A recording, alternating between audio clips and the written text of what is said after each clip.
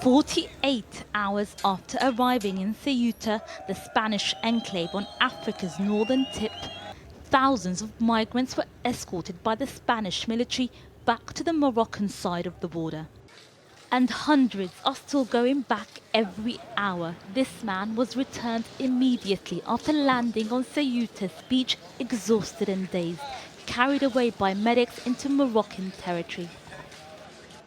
Spanish authorities are trying to regain control after 50,000 people, mainly Moroccans, suddenly rushed across the border on Thursday.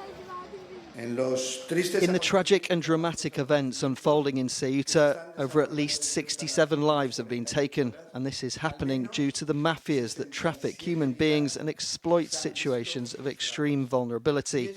That is why Spain, within the framework of the European Union, is perfectly aligned and at the forefront in the fight against irregular migration. The Spanish government was caught off guard when thousands overwhelmed the Tarajal border crossing and ran through. The chaotic scenes were captured on video, and it quickly inflamed the immigration debate in Europe, creating division among EU states. Italian Prime Minister Giorgia Meloni called for Spain to be excluded from the Schengen area, a move condemned by Spanish Prime Minister Pedro Sanchez, saying the European Union cannot afford this kind of selfish, polarising and unlawful reaction. I think that the Italian Prime Minister is using this crisis as a way of realigning with Trump after the crisis we have seen in the last few months. So in a way, she jumped on the opportunity. It's really interesting because Italy has got no land borders with Spain.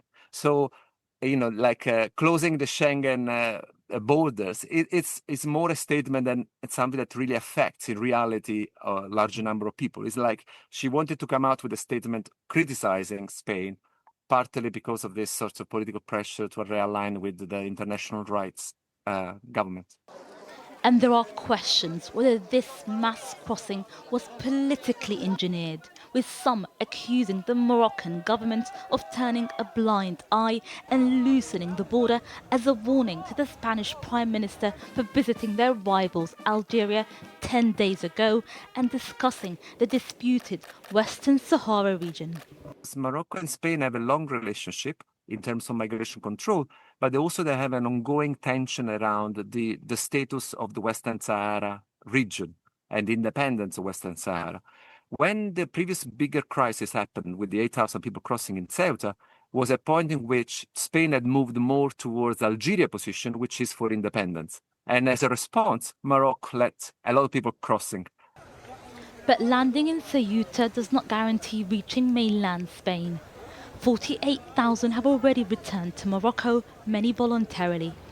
But this border, with or without a 500-metre-long floating wall, will continue to be a possible gateway to Europe. And with it comes political tension between European and North African states. And those desperately crossing just become bargaining chips.